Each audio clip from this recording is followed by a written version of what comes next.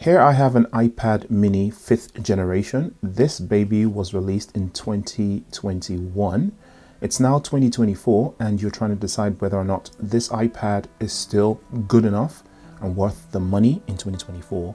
I'm going to present the pros and cons and I'm going to compare it to the latest iPad in terms of specs. So first I'm going to do the specs comparison and then I'm going to give you my very personal opinion of this iPad as someone who's used it for 3 years and is still using it today. So I give you an overall view of when it was new and now. So the iPad mini 6, which is the latest one, has gotten rid of this bezel, so it's a lot more thin. So it's got the 8.3-inch screen because it pushes the bezels off a little bit closer to the edges, providing a more immersive experience. The shift also to USB-C, as you can see, this one has the old school lightning cable, right? So the latest iPads have moved on to USB-C from lightning. And another difference is that the latest model supports Apple Pencil 2. On the other hand, iPad mini 5, which is this one, maintains the classic design with the 7.9-inch screen, which for me is just enough. If you're after a more compact device, the iPad mini 5 might still be appealing to you because it's actually more compact than the newest model. It's actually thinner and lighter than the latest version. In terms of performance, under the hood, the iPad mini 6, the latest one, has the A15 Bionic chipset. And that's the same chipset that you have in the iPhone 13 series. So it's very, very fast, right? With the 4 GB of RAM and the storage options up to 250 GB, it's faster. Of course, it's, stores more. The iPad mini 5, however, features a slightly slower hardware. While the A12 Bionic chip is still capable, the advancement of the A15 on the latest iPad mini 6, you can tell that the performance is a lot better, right? Especially for gaming and video editing. However, having said that, this is extremely responsive and it's still just as good as the day that I bought it, okay? It doesn't slow down just because another iPad comes out. So what about connectivity?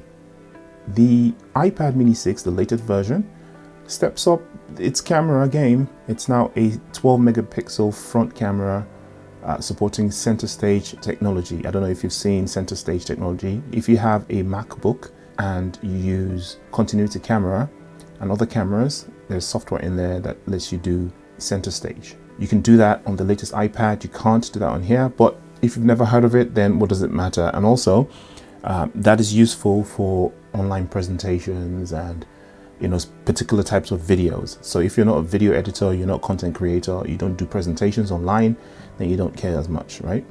Additionally, the 5G option enhances the portability, allowing you to stay connected on the go. So the latest iPad also comes with an option for 5G.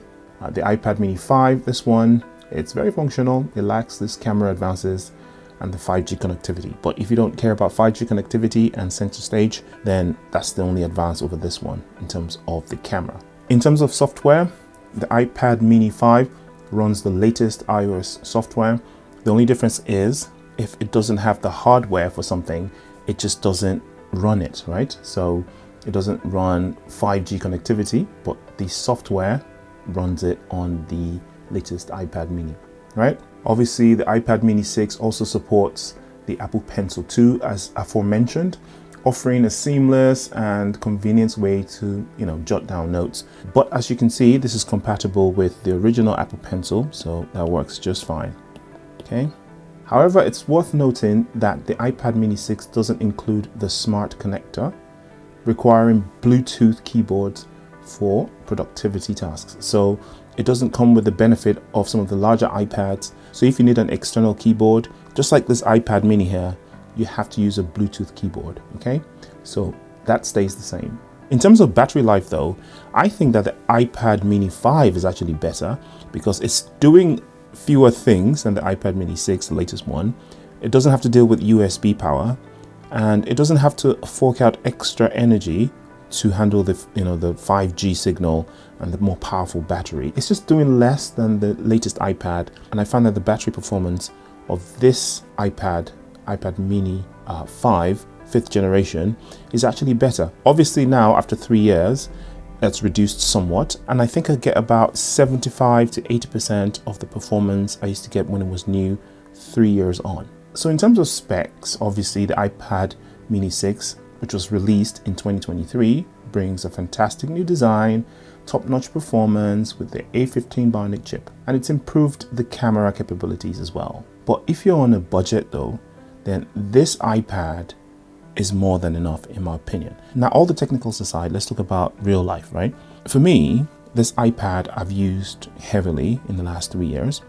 I don't use the camera as much because I have an iPhone, so I tend to use my phone's camera. Sometimes when I stream on Amazon, I use that one because the iPad app was better than the phone app because I could see what I was doing. But the front-facing camera isn't that good. It's not meant for good quality video, right? So it's nothing compared to what you get on your phone, for instance, right? But it will do when that's the only thing that you've got, right? Making FaceTime calls. I think that's pretty much what it's made for. It's just so that it has a camera so it can run FaceTime, Skype, etc. Obviously, it also has a camera at the back, which is slightly better.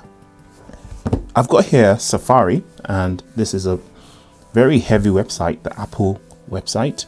And as you can see, it's super responsive. I'll just do a refresh. Obviously, that's depending on your internet speed. As you can see, that refreshes very nicely.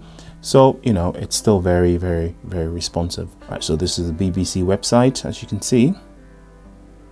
Okay. Very, very responsive. Okay, I'll play a video. Struggling to understand how we've got here. I stopped that for copyright reasons, but you get the point. Very responsive. What else might you use on this? YouTube. This is my YouTube page, of course. Let me just play one of these.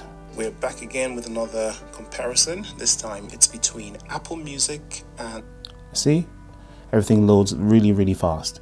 Now, you might also want to read a book. Okay? Very nice. You know, it's the perfect screen for reading in terms of the size, okay? Another thing you might wonder is, how good is it with the Apple Pencil? I think it's absolutely fantastic. My favorite app for taking notes is Notability, so I'm just gonna see, very responsive. Okay, let me just back that. Okay, all right, let me just change that to something larger so you can see. Okay, welcome to my YouTube channel. My handwriting isn't the best, but it flows just like paper. I've actually got a screen protector on it at the moment, so it gives it an extra feel to it. Okay, it's also a really nice little gaming machine. Plays games pretty happily. I also use it sometimes as a media manager, so I play music and I watch Netflix on this little iPad. Everything runs absolutely seamlessly. Obviously, because it's 3 years old now, I make sure that it's fully charged if I have to leave the house with it, so that obviously it doesn't run out on me. If I'm going to a cafe, obviously there's usually a socket so I can keep charging it, or I can take a power bank. So that's not really that much of a problem. But in terms of battery life, if you get this refurbished or, you know, new, because you can still find them new on eBay or something like that, then you can get a full day's use from the battery life. So do I recommend this iPad in 2024? Absolutely. If you're on a budget, you're a student and you can't afford the latest, then this machine is still as good as new. And if you've never had an iPad before, your mind will be blown by this little machine, just the same way as if you had bought it 3 years ago. All the apps work seamlessly. It runs the latest operating system. It has no problems at all that I can see. If you like this review, don't forget to subscribe, and I will see you in the next video. Bye.